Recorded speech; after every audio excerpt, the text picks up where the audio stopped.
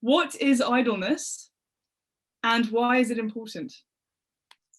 Well, what is idleness? When I started this magazine, which I did in the early 90s, the Idler magazine, what I wanted to do was, in a sense, quite ambitious. It was to kind of slightly change the meaning of the word in people's minds. So for most of us, it's a pejorative term, bone idle, lazy, you don't contribute to society, you don't work, you're useless.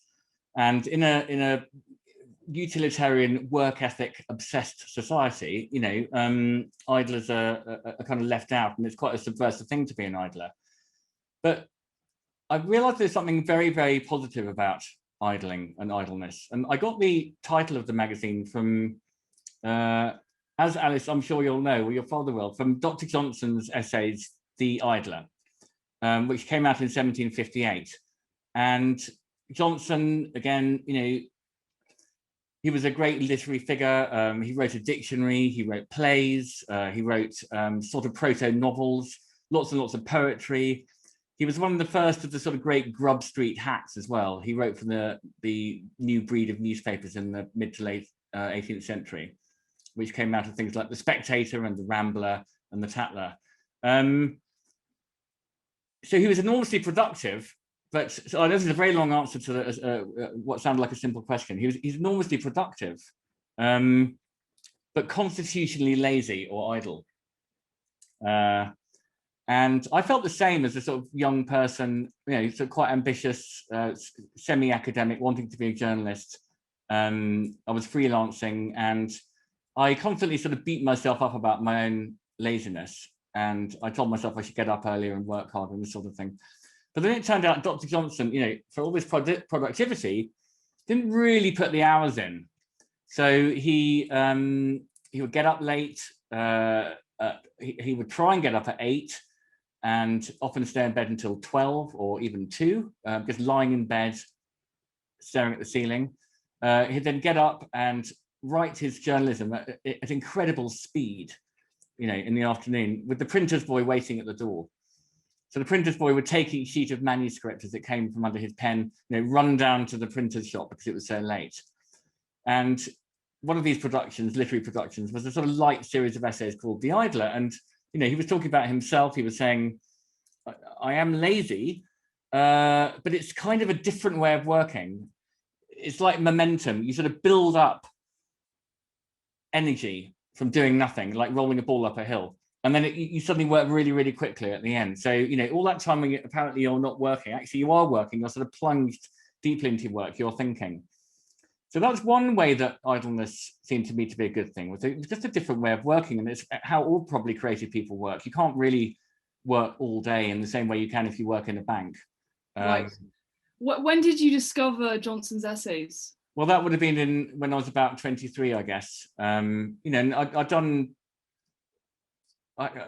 English literature at university, but we hadn't really done Dr. Johnson, although we had a great teacher called John Mullen, who's now at UCL, who was a big 18th century fan. And actually before that at school, one of the teachers introduced us to Alexander Pope and stuff.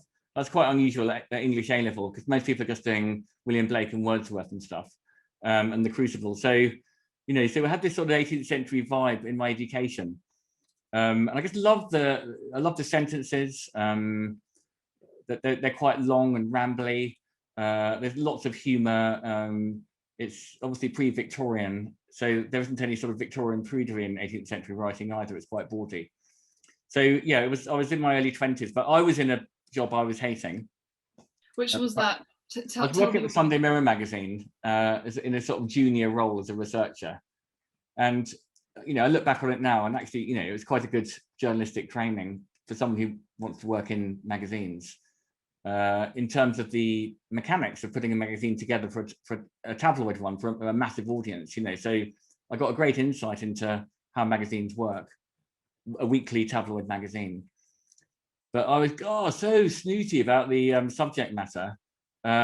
So, you know, I wanted to be writing about Roland Barthes or whatever. But I was ringing up Asda to check the price of baked beans for the consumer column that week and this sort of thing. So, I mean, I now realize that was a useful thing to do for the audience. But at the time, And not only that, but it was a bit of a sort of, to me, a bit of a sort of slightly toxic atmosphere in the office. And the other thing is being such being so lazy and being so sort of basically big-headed. I just didn't like having a job. And I thought, I don't want to, I'm not even sure if I want a job. Is there any other way of living? Do you have to have a job? I mean, that's like being a slave. To me, like being tied down and having no autonomy. You know, when I was at school, even, and at university, yeah, we worked, but there's loads of time to pursue your own projects, kind of not for profit, if you like. You know, so both at school and university, I worked with friends on magazines, we played in bands, we put on club nights. We also spent a lot of time sitting in cafes, smoking fags, and pretending that we were, you know, on the left bank or something like that. You know, that's quite a civilized life. And the working life, to me, by comparison, seemed like horribly narrow, arid, dry, not very well paid either.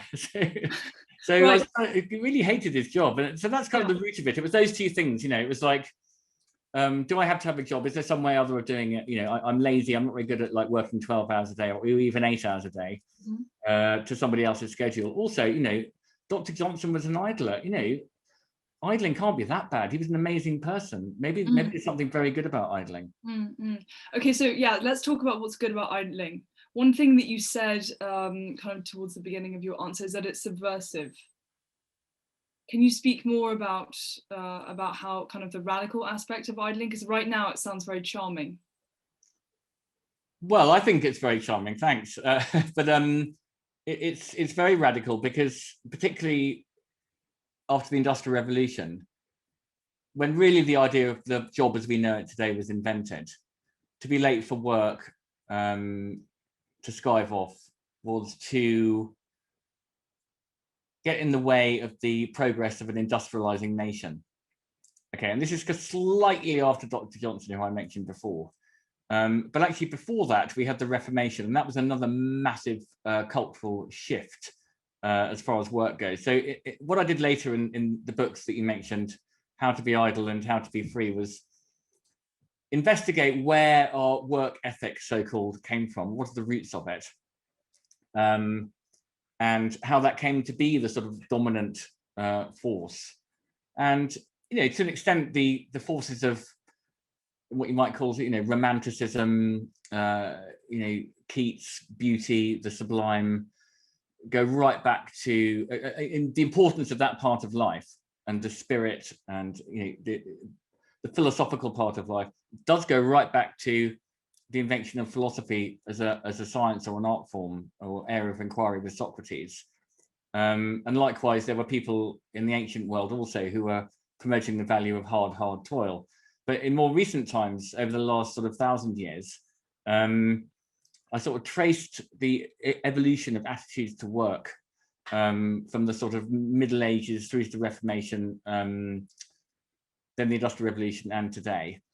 And, you know, there's some real changes. The other thing I looked at, you know, in the Middle Ages, you weren't allowed to work too hard.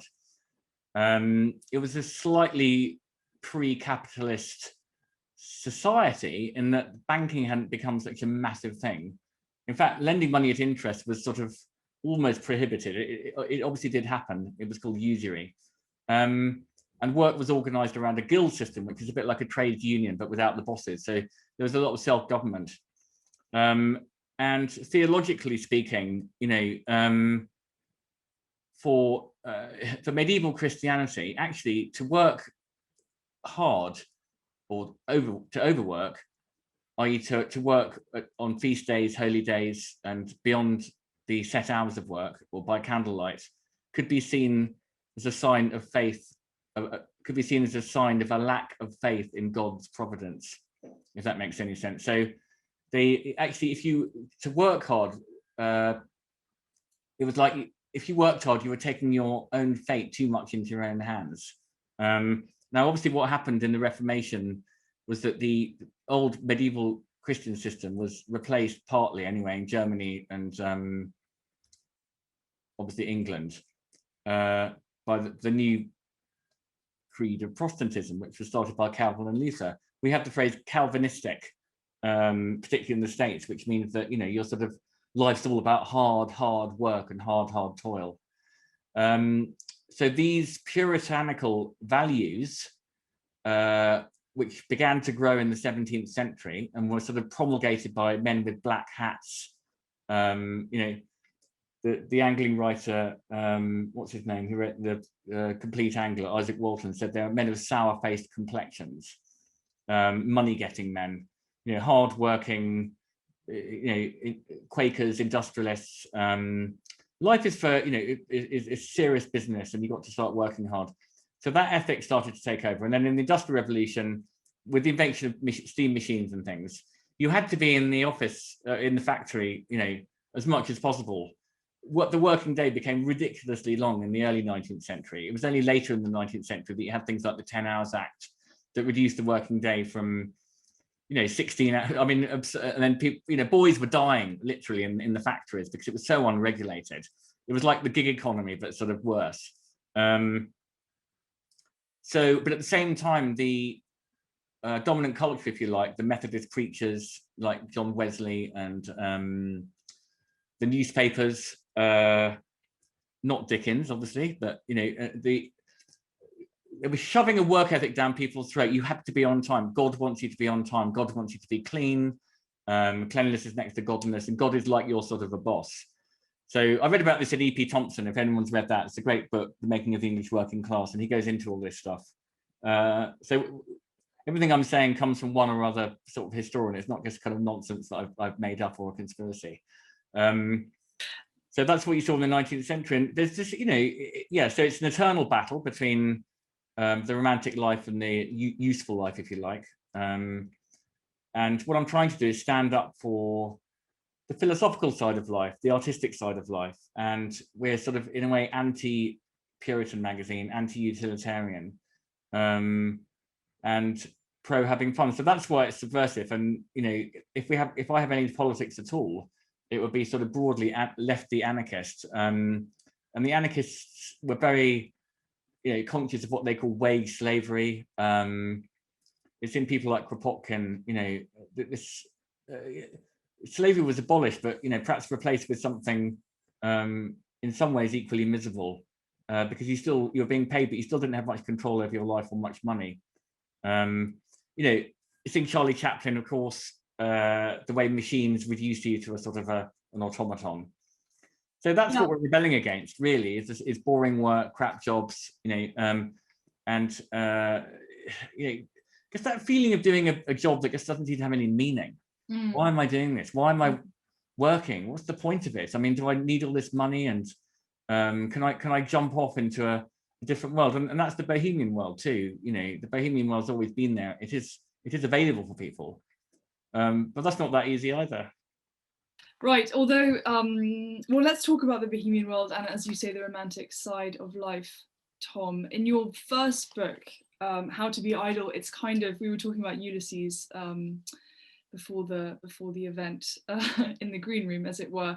It is a kind of day in the life of an idler, you know, the Ulysses of idleness. And so you take us through, hour by hour almost, the kind of habits and the habits of an idler. So starting at 8 a.m. with waking up or not, sleeping in, then 3 p.m. comes around and you're napping, 6 p.m. you're having the first drink of the day, 8 p.m. you're smoking, 10 p.m. the pub. These are just the highlights, right? There are more. 3 a.m. party time, 5 a.m. sleep. So this is a kind of broad analysis, let's say, of the day in the life of an idler, but notably your books have been translated into more than 25 languages. Do I have this right? I think so, yeah, because the French were the 26th, I think. Right, well, yeah, right. Yeah.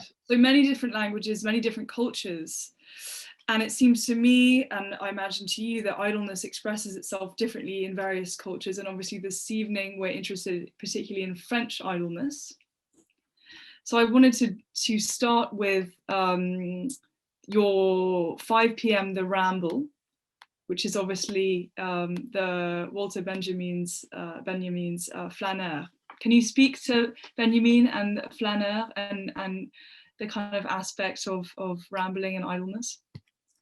Well, I think Walter Benjamin was a real fan of the I don't know what you call it, the sort of second half of the 19th century, Victor Hugo sitting on the top deck of a bus. I mean, he was actually incredibly hardworking, but he's sitting on the top deck of the bus, the traveling balconies, just staring at the life going around him in Paris.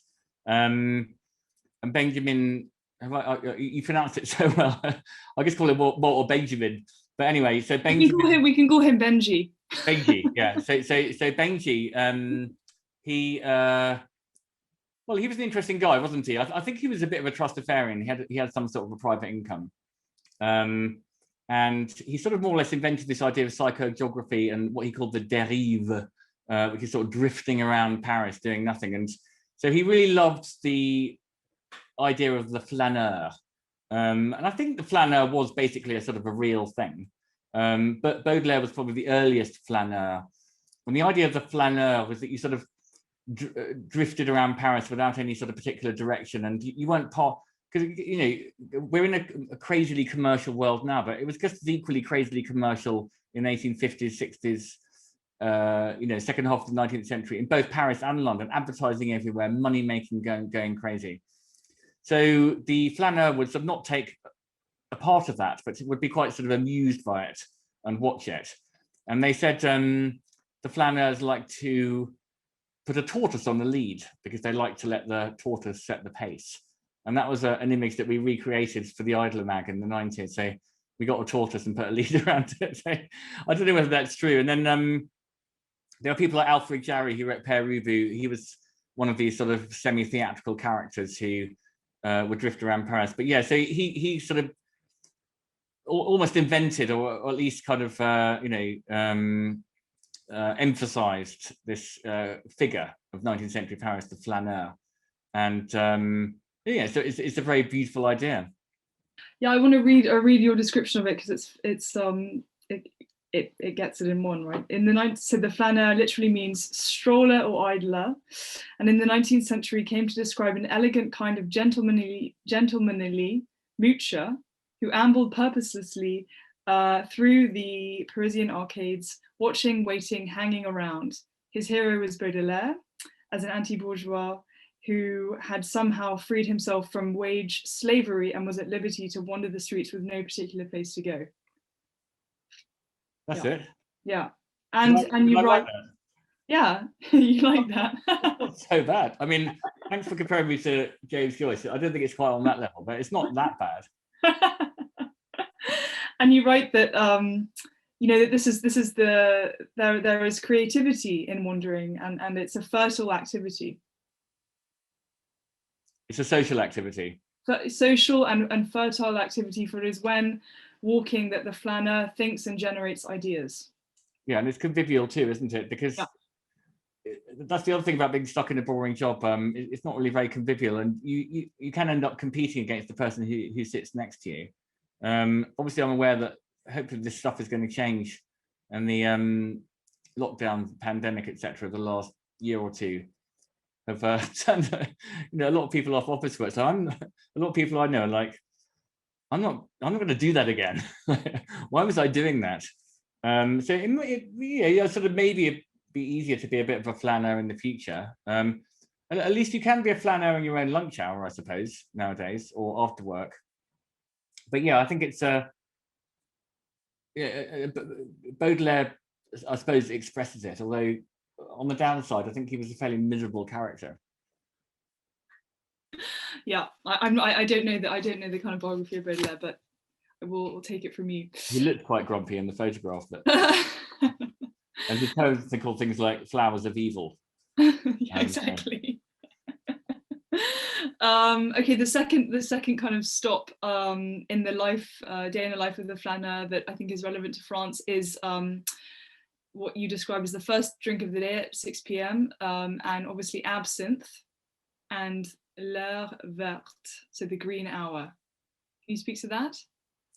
Yeah, so this is actually something that me and my friends acted on in the late 90s. We had read about Absinthe Toulouse-Lautrec apparently had a hollow walking stick, which he filled with absinthe. And he may have designed some of the posters. Certainly there were lots of posters for it at the time. It was produced by Pernod with that lovely sort of Art Nouveau style. And it became quite a sort of a cult. Oscar Wilde talked about it, in the late 19th century. And you were supposed to, it's very strong. It's got wormwood in it. It's supposedly got some slightly sort of hallucinogenic quality. And you used to pour it. There were these beautiful absinthe fountains in Parisian cafes. And you had a sort of absinthe spoon made of metal with slats in it.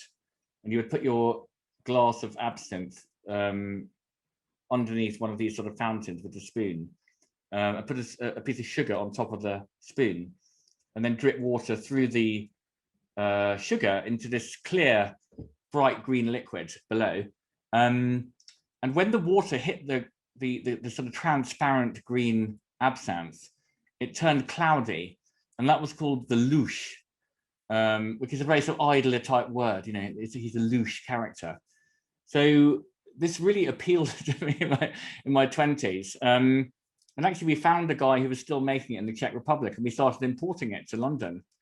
We later had our own stuff made by a woman called Madame de la Haye. And in fact, we visited France to a factory in north of Paris where we had this stuff made. And, it was quite glamorous. We had Johnny Depp ringing our office to ask us to sell him some, which we did. And various other pop stars like Jimmy Page from Led Zeppelin. And we were in the newspapers.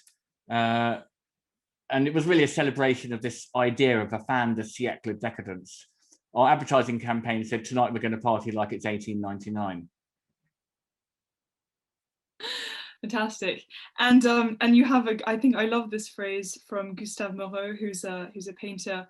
He described his kind of absinthe habit as étouffer un perroquet, which is choke a parrot. It's an expression from Montmartre. Oh, well, they probably still do that, don't they? I mean, I don't know if it's still there. What happened to absinthe was that it kind of evolved into Pernod Ricard. Yeah, exactly. Same kind of idea, but without the wormwood. And I think 40% rather than absinthe is like 60 or 70%. It's very, very strong. Mm-hmm. And it was made illegal in France, because the authorities felt that the French soldiers had been sort of weakened by their excessive absinthe habits. And in fact, a French farmer went mad and killed his family, and they blamed absinthe, although he'd had about 12 bottles of wine before the absinthe, so it wasn't just the absinthe. So it's a bit unfair. But it was never banned in England. It pops up in the Savoy cocktail book in the 20s. Right. So it's just an absolutely fascinating story, and it was great fun to have a few years of actually selling that in bars in London.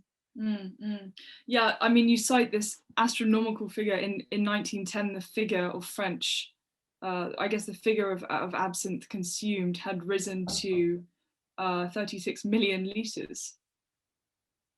Really, that's unbelievable, isn't it? Yeah, unbelievable. Yeah, so they really did have to ban Incroyable. it. Oui, incroyable. Yeah, incroyable. Okay, so that's 6 p.m. 8 p.m.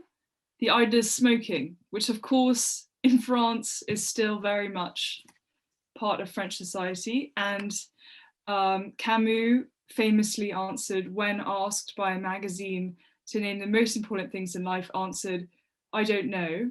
I imagine he paused. Then he said everything: living, smoking.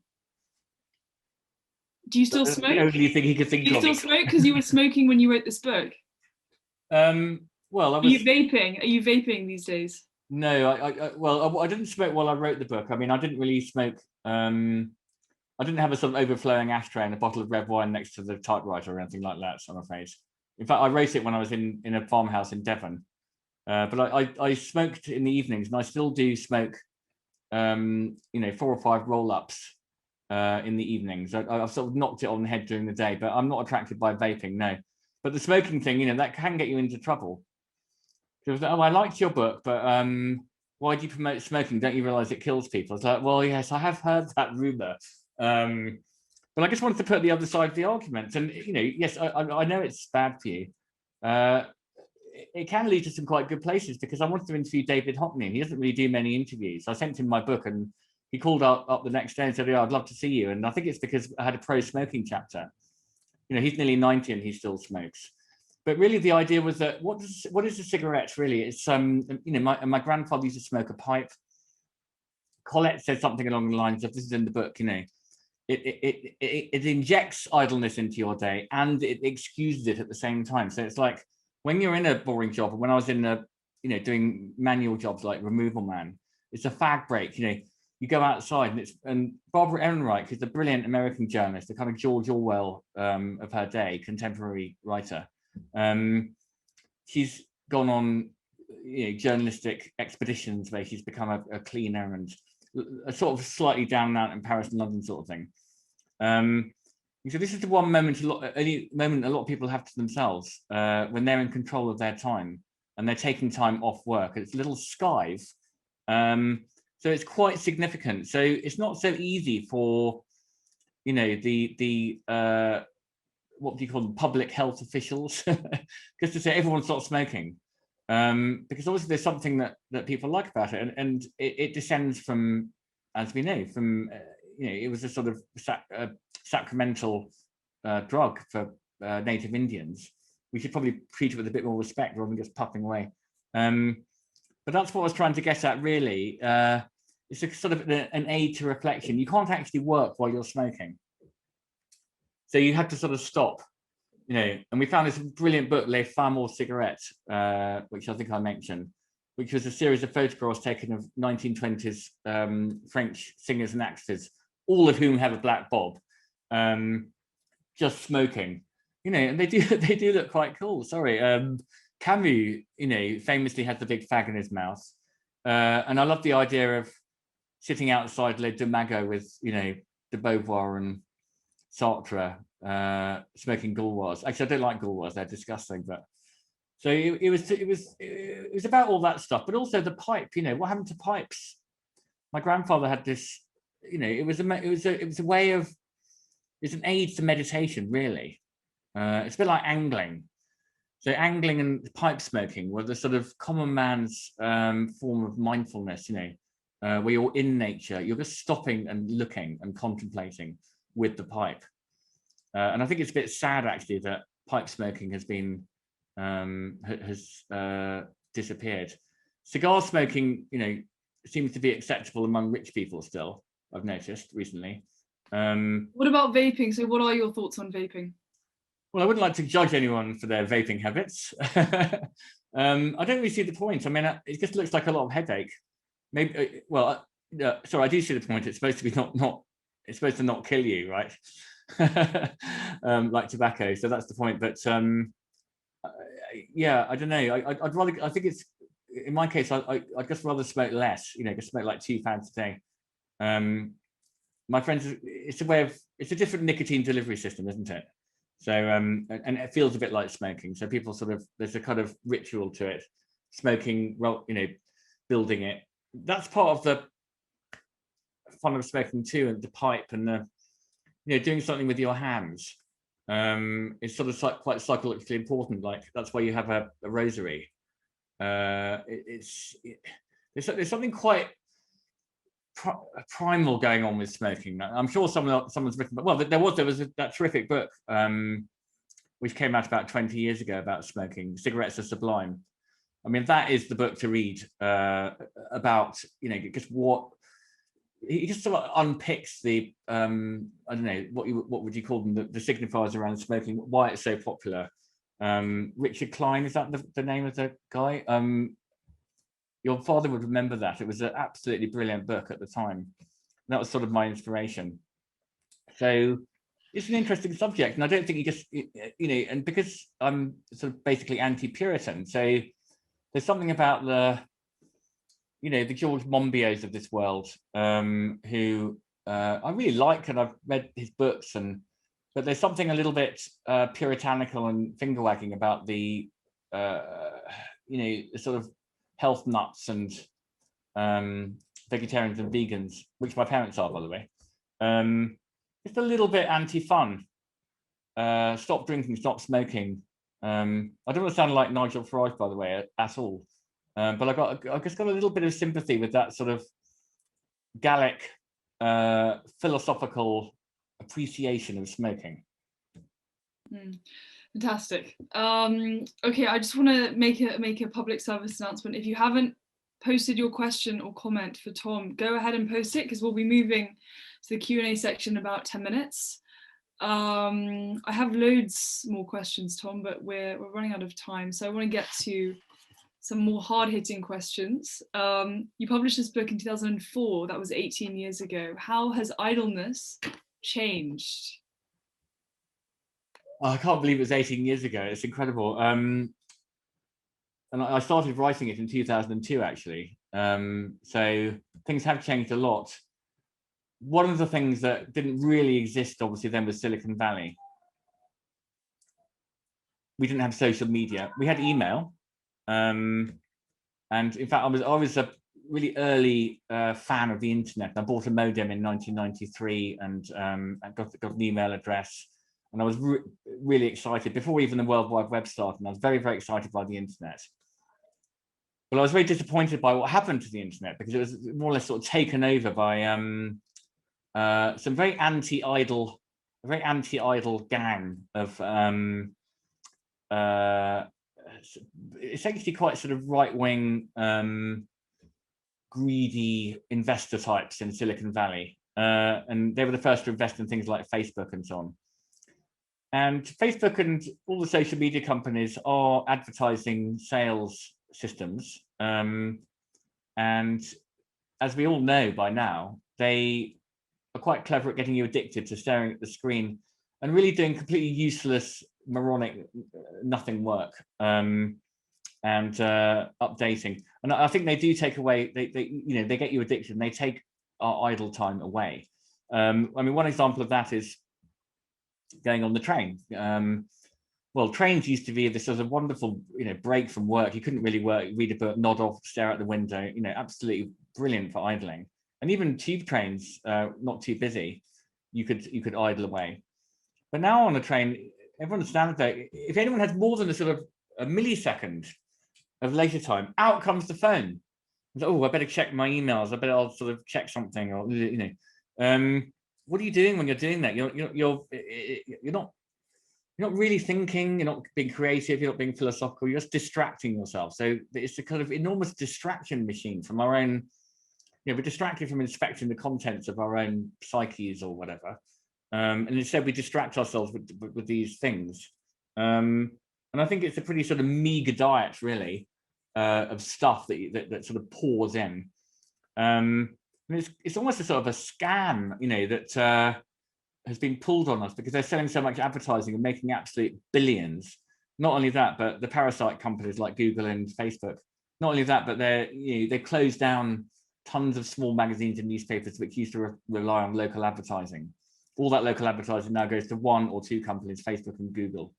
So I'm really anti-Silicon Valley, and that's a massive new thing that's kind of emerged. Not only that, but gig economy. Now, although I'm sort of pro-freelance, pro-idling, and in a sense, anti-work, or at least certainly anti-boring job, there are jobs that have to be done, and they're not always pleasant, and they should be well paid and made as comfortable as possible, and you shouldn't work over long hours. And those are sort of, perhaps the more sort of manual type things, and good for the unions in the past for keeping the hours short, for improving conditions, getting longer holidays, more days off, and so on. Because in the earlier, it's not even Victorian, it's late Georgian period, before 1837. In that sort of really wild, crazy laissez-faire business world of the late 18th, early 19th century. There's just no days off. One day off a year. It's like Scrooge, and it was only because of very what's the word? Sort of not charitable, but sort of Victorians who thought things should be better. There was a massive campaign against this sort of long hours thing. Anyway, you know, hiring fairs, and people got solid jobs where you had some security and holiday pay and things like this. Okay, scoot to 150 years later, and we've gone completely backwards in terms of progressive politics with things like Deliveroo, for which my son is a driver in his holidays, and you know, Uber and things like this. And Uber's just taken over all the mini cabbing of the world, and enslaved huge parts of the population, for whom it's a job slightly better than the washing up job they had before. But it's a sort of an illusion of autonomy. And, you know, there's no unions. It's the same with Amazon, and some of the working conditions are absolutely appalling. So I think, you know, we really need people to be, in the same way that Dickens did, and Marx, Engels, and so on and so forth. There were loads of them in the Victorian period. We really need people to be sort of constantly attacking the system. And so I think, yeah, and over and above all of that, Silicon Valley encourages an insane work culture where you're just working all the time. And if you have your main job and you have a side hustle, there's even something called hustle porn, where you take photographs of yourself exhausted at your desk at sort of midnight. Companies like JP Morgan as well, banking, you know, they encourage 12, 14-hour work days, and working on Saturday mornings, and then the staff just sleep all the rest of the time. So, and I blame that. I think I haven't really analysed it thoroughly, but it's a sort of a, you know, it's a sort of development of the Puritan ethic, really, particularly in California and New York. There's a whole other parts of America which don't have this, and America has that fantastic transcendentalist Emerson, you know, Walt Whitman tradition of loafing. But this is the other side, and it's the kind of work hard, and yeah, it's a myth. You won't become president of the, you know, you won't become rich, and you're in a trailer, you know. Oh, you just got to work harder. So the American work ethic is pretty sort of insane, and so I think things have actually got worse. Yeah, you know, when I started writing it, I was like, no, things are only going to get better. For a lot of people, they got worse. The people are more miserable and working harder than ever, have less and less leisure time. For me, you know, progressive society, you know, Bertrand Russell, Keynes, those sorts of, you know, semi-bohemian intellectuals, the mates of Virginia Woolf and Bloomsbury Group and so on, in the 20s and 30s, they were saying, look, a sane progressive society works gradually towards a shorter working day. They tried this in France, not a longer one. You know, as we become more sophisticated and the machines get better, we need to club together as a collective society and make the working day shorter. This did happen in the Victorian period. It got very, very long, ridiculously long. Then it got shorter again, 10 hours, and then 8 hours, of course. It's got stuck at 8 hours. It was going to go less with Roosevelt, and even places like Kellogg Foods were starting to introduce a 6-hour day, because the female workers were saying, look, this is just too much. We need more time with our families, and we need more leisure time to, you know, feed our minds and our souls, not just our bodies. And it started to happen, but it kind of got derailed by the Depression. And now under Silicon Valley dominant culture, working days have got insanely long again. So yeah, I think that's a long, rambly answer. Sorry to be so kind of verbose, but yeah, I think it's got, for most people, it's got worse. No, so we can agree it's gotten worse and it's changed, certainly. I suppose my second question about kind of idleness in perspective, a retrospective, let's say, is, and you just mentioned, actually, interestingly, Virginia Woolf and Gertrude Stein. It seems to me, Tom, that most of your idlers are men, and most of the men are white. What would you say to that critique? Yeah. They sort of are in the book, but there are lots of female idlers too. You know, and I mentioned Barbara Ehrenreich. I mean, basically the whole, you know, Mary Wollstonecraft is a sort of a hero. And in fact, Christine de Pizan, who wrote one of the first sort of feminist books in the 14th century, you know, I mean, there's actually quite a lot of female idlers. I probably should have talked about them more. There's quite a lot of it in Jane Austen, and there have been some female philosophers who've written about this sort of stuff. And it's something we've done a bit more of in the magazine. And I think feminism itself is a sort of, parts of it are a sort of pro-idling movement, because it's just, escaping from some sort of drudgery of housework. And there are loads of female anarchists like Emma Goldman. And, when it comes to being a sort of, it looks like it's a sort of privilege of the sort of white middle-aged, the sort of boring white middle-aged male. But it's an issue that affects everybody. So to me, it's actually a sort of political issue. And obviously Black writers have written about it. We're doing a piece with a girl who's written a book about, this is a very interesting point about feminism. And it's again where I would part company with what you might call the sort of Sheryl Sandberg lean-in kind of feminism, the sort of corporate feminism. It's the same with BLM. The problem with BLM and some aspects of feminism is that you can just bung a sort of woman or a sort of person of color on your board at Nike, and then just carry on doing, exploiting the rest of the world with impunity as you were doing before. It's very easy to put sort of hashtag BLM badge or on your kind of corporate communications and think, okay, I'm a liberal, job done. So these are all issues. Like, they're not so much in my books. How many female idlers are there? They are definitely sort of male dominated. I don't know if that's my fault or the fault of the patriarchy that went before me. But there are certainly absolutely tons of female idlers out there. To me, it's idling for everyone. Okay. And yeah, maybe that's the title of your new book. Idling for everyone. Yeah, that could be good. Well, Dr. Johnson said everyone is. Well, actually, he said every man is or hopes to be an idler. Okay. Which shows you. But Virginia Woolf is all about idling, really. The time to be creative, the time to, a room of my own to sort of do what you want. The problem with her is she's just a bit sort of snobby.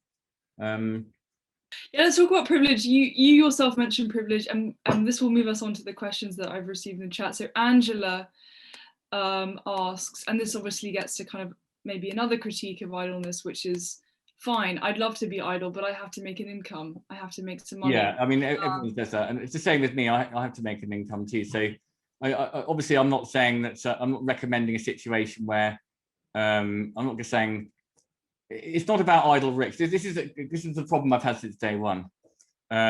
Because also, if you've got a sort of posh public schooly voice like me, and you use the word idle, then it's like, oh, well, it's all right for you.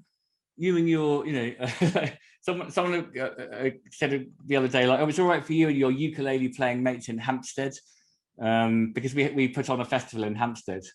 So, I'm sensitive to that criticism. I've written about it. And what do you say? What's your response?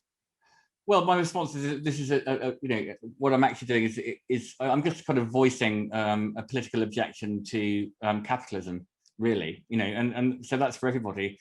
So, and what we say practically is because the other main influence for me was punk, and it was bands like Crass, who are pretty underground anarchist punk bands, but he did well and made an impact. And again, they were sort of 50-50 female and male and whatever. But they introduced these sorts of formerly bohemian ideas that I'm talking about, like feminism, animal rights, vegetarianism, better work, a freelance life, a bohemian life, which had previously been a very, very middle class or upper middle class.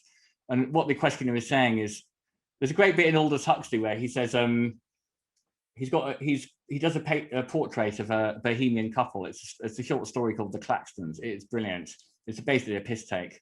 And he's a writer and she is a sort of an artist. But Aldous Huxley said she was able to be an artist because her grandfather had sold millions of gallons of beer. He was obviously referring to the Guinness family. So all these Guinnesses, and it's in E.M. Forster, isn't it? You could be a sort of an idler if you're aristocratic, or if your grandfather ran the football pools, or made a lot of money out of basically working class people gambling and smoking and betting and things like that.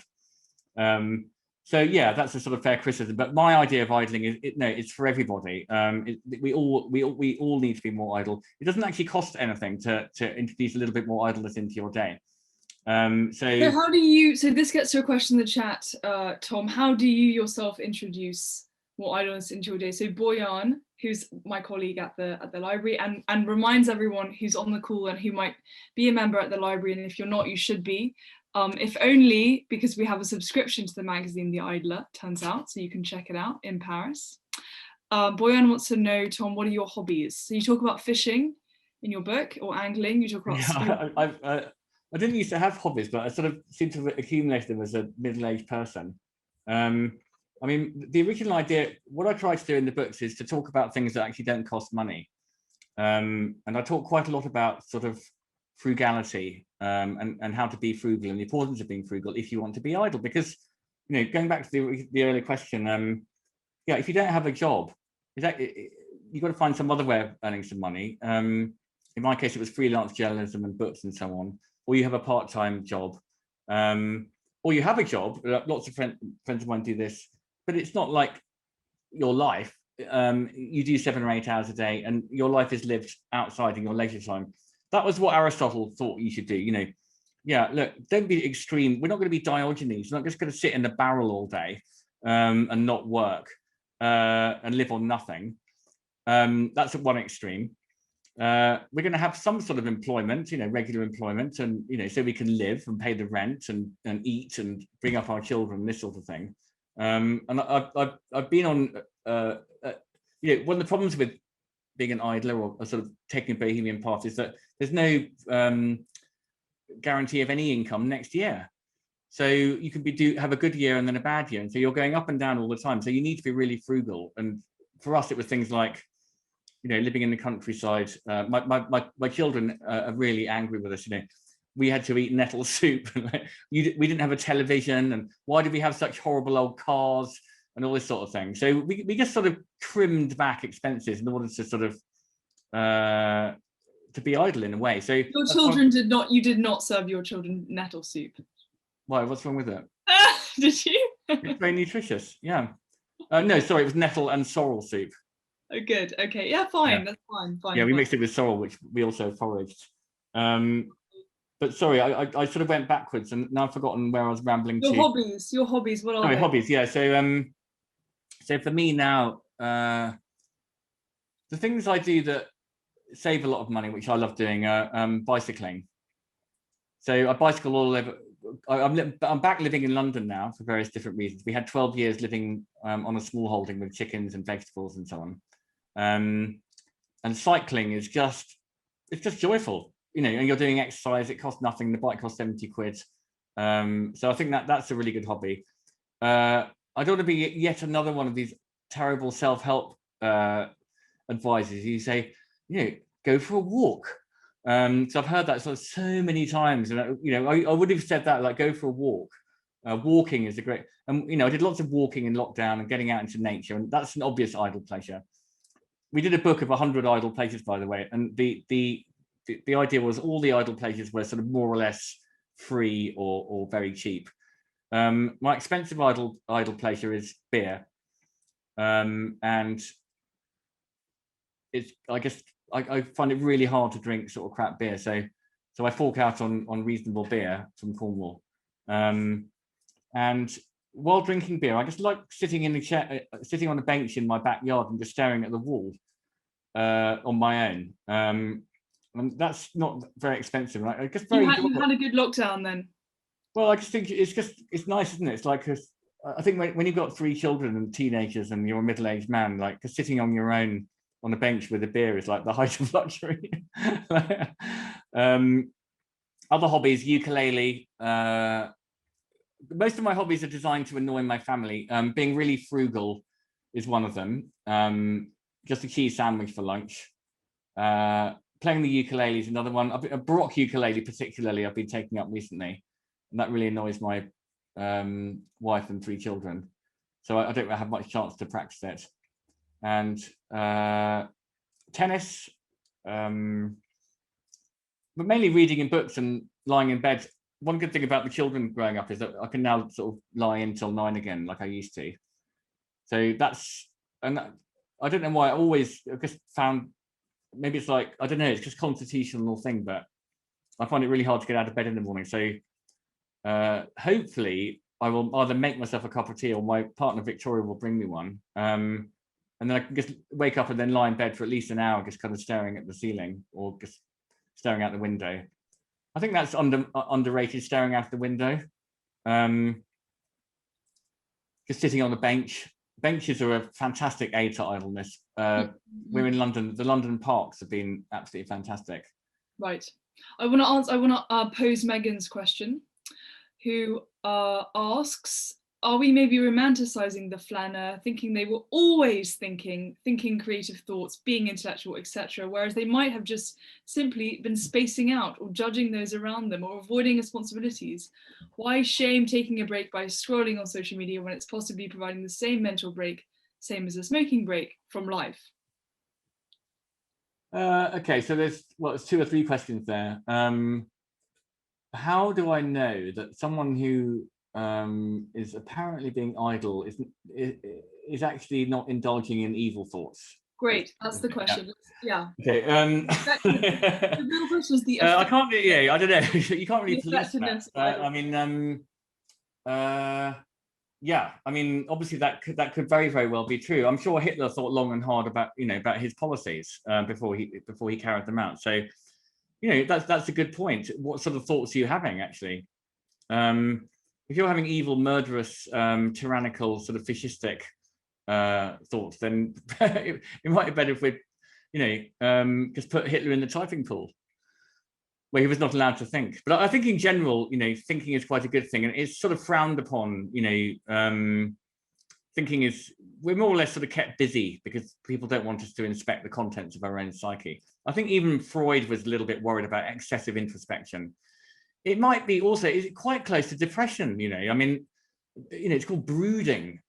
The melancholic brooder who's sort of wandering around, and yes, it's not always enjoyable at all, and you can have very dark, suicidal thoughts.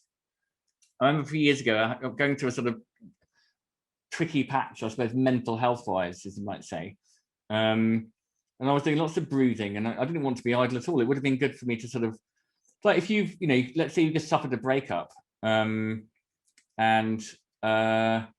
maybe throw yourself into your work to sort of distract yourself from it. So yeah, I'm not saying all distractions are wrong. And also, as your questioner points out, you might be finding some interesting stuff on social media. I don't do social media personally, but we do have an idler social media presence, because I might not like it. Lots of our readers do like using it, but I cut back the number of people that we follow on Twitter to 1. And the one account we follow is Medieval Manuscripts blog, from British Library. I admit that is bloody brilliant use of social media, because what they've done is they've scanned, they're constantly scanning in new medieval manuscripts, which are just so beautiful, and finding out stuff about them. They're full of humor and life and laughter. So I really like that. And I by the way, I'm not saying I'm anti-computers, anti-technology by any means at all, because in many ways it's great. I think these Zooms are great. It's useful for research to check people's dates and stuff online. People love sharing photos, and obviously there's a million good things about it. What my objection is really that it's become dominated by these ad sales agencies. Right. In France they had Minitel many years ago, which was a sort of pre-internet thing for booking theatre tickets. I mean, it was really good. Yeah. Yeah, does that answer the question? No, it does. We've got one more question for you, Tom, before we have to wrap up, sadly. How do you think idleness has changed in a kind of post-COVID or middle of COVID society? right? Because a lot of us found ourselves with many more hours on our hands these last, year and a half, feeling more idle. And you might say good thing, and other people might say, I would have loved to be idle pre-pandemic, and now if you say that I have to sit in my room for any more hours, I will scream. Well, there's certainly a question of autonomy there, isn't there? Because you could say that you're idle in prison, but most people wouldn't choose to go to prison, even though they're going to have a lot of free time there, because it's been imposed on you. So there's a difference, I think. Okay, I mean, we've thought about this quite a lot. There's a difference between idleness that's imposed on you and voluntary idleness, of course.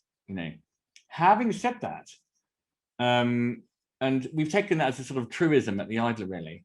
But actually, I thought about that a bit more. And during when a lot of people were stuck at home, that's idleness imposed on you. Now, at the beginning, actually, for a lot of people, they actually appreciated that because it takes a responsibility away. It's not me choosing to do nothing. I'm being told to do nothing by the government. So we said, take advantage of this, because this is one of the only time in recorded history when your government has asked you to do less work, to do less. You're usually encouraged to be incredibly busy, to get out traveling and spending on the tube, on holiday, buying a new car, buying stuff, competing, working. And suddenly I was saying, no, actually, no, we were wrong. You can take a break, and we're telling you to. So I think for a lot of people, I'm not, I'm obviously wary of generalizing, but for a lot of people, that was actually quite nice. And we certainly, our readership went up massively at the magazine. And people were, it's quite nice, this idling, because actually idling can be a bit scary. We're not necessarily brought up to it. In some ways, it's easier to work, and to be sort of busy. So a lot of people a little bit, and that's proved by the fact that particularly men, when they retire, it's very common for retiring men to suddenly feel really quite adrift and often get quite depressed, because they've been looking forward to this thing, retirement, all their life almost, as a doctor or a lawyer, or whatever it is that you're retiring from. And then when it comes along, they sort of feel a bit sort of purposeless and perhaps statusless and these sorts of things. So I think it was good for the sort of idling cause in general. Obviously, I do also take the point that for a lot of people it was you can't wait to get back in the office, because home can be pretty sort of stressful, and you don't want to spend tons and tons of time on your own. I suppose Silicon Valley, obviously Silicon Valley's profited massively from people being at home, and which I'm a little suspicious about, because you're just being bombarded with more advertising and so on. But they, at least there's like non-stop entertainment, I suppose. Sort of. I'm sure YouTube did very well out of the pandemic. But I'm not complaining too much, because the idea did well out of it. In fact, I caused it. It's a conspiracy between me and Bill Gates. We planned it in a little room, and just to make people, just to increase the level of idler subscriptions, and it's worked really well.